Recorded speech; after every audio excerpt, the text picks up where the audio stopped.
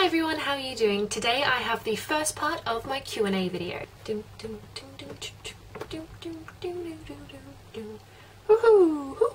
So I have questions on my 100th video on my Twitter and also Facebook page. So today I'm going to start off with my 100th video, the questions that were posted in the comments there. And yes, if I don't get to answering your question in this video, it'll probably be in one of the future parts. I hope I'm sufficiently prepared for this time, because the first time I recorded it, the first question I was not prepared for. Exactly how many books do you own? You can also include ebooks if you want. Physical copies I owned 339, ebooks I owned 447. About 10 at the most I actually purchased. What kind of music do you like? I like a wide variety of music. My favourite bands at the moment would include Young the Giant, Vampire Weekend,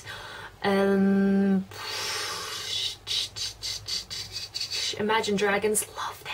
AWOL Nation is also pretty good. I don't have much on my iPod at the moment, I just cleaned it up. But one thing is for certain, I do not like country music. I have combined these questions because they are quite similar. Favourite movies, music and food. What are your favourites apart from books? Film, music, places to travel, food, school subject. Movies, I absolutely love any kind of Disney movie. All of them are amazing. My favourites, and I also really love Mean Girls, but I also like a whole lot of other kinds of movies as well. I like any kind of genre. Music, I just answered. Food, I love pasta and pizza, so Italian is good for me. Also Indian food. The veggie burgers from Hungry Jack's are amazing. But I mean, the easiest way to my heart is just a good bowl of mac and cheese. Places to travel. I've primarily travelled around Europe. In there I really loved Switzerland, Italy and France, and also Spain. I went to see more of Spain, but I also went on a holiday to Hawaii and that was amazing. I loved it. Definitely want to go there again. When did you get into reading? I've always been into reading. My whole family loves to read,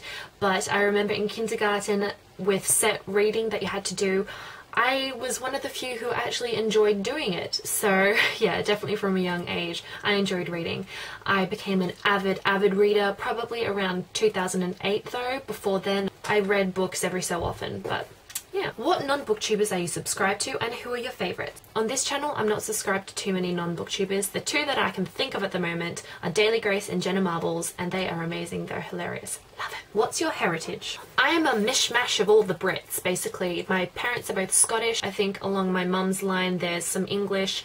My dad's grandparents are Irish, therefore my last name is Irish. But yeah, I'm just all of the Brits in one.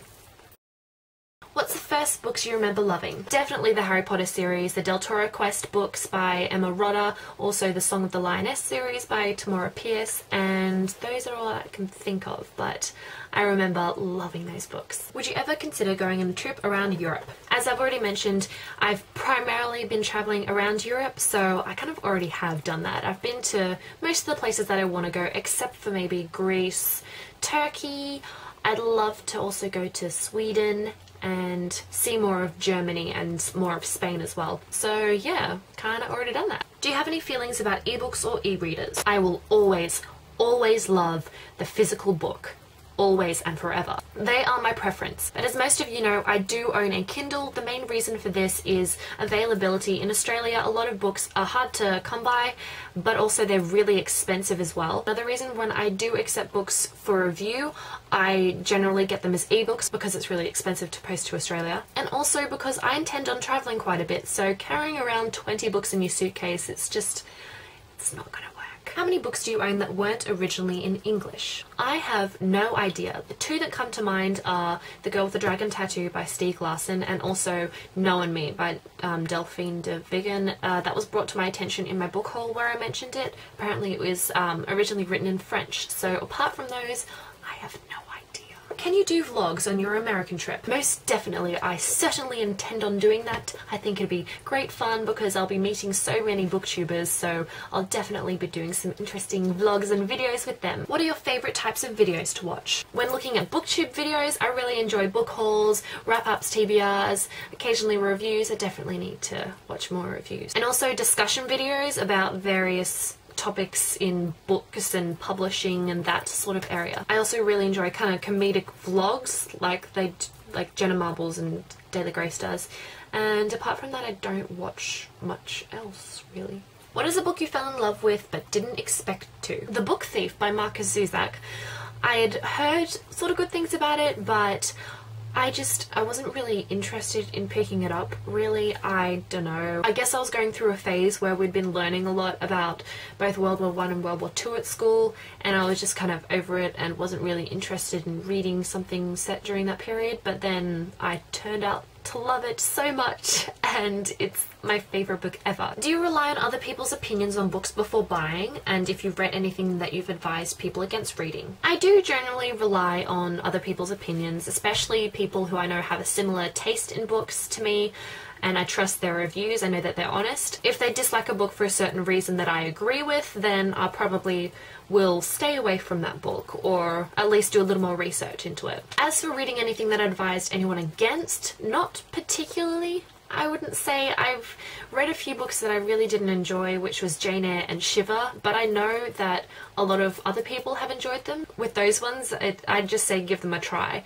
but I have thankfully not had the experience of absolutely detesting a book and wanted to burn it, so yeah. Do you keep all the books you buy, / do you keep all of them or only special ones? I keep every single book. I don't give them away unless I have duplicates, but yeah, that's why I have so many books. So I'm gonna wrap this up now, guys. That's all the questions that I have for you today. Thank you very much for leaving your comments and questions and everything. I've really enjoyed doing this, and I will be back soon, hopefully for part 2. So yes, I'll see you guys next time. Bye!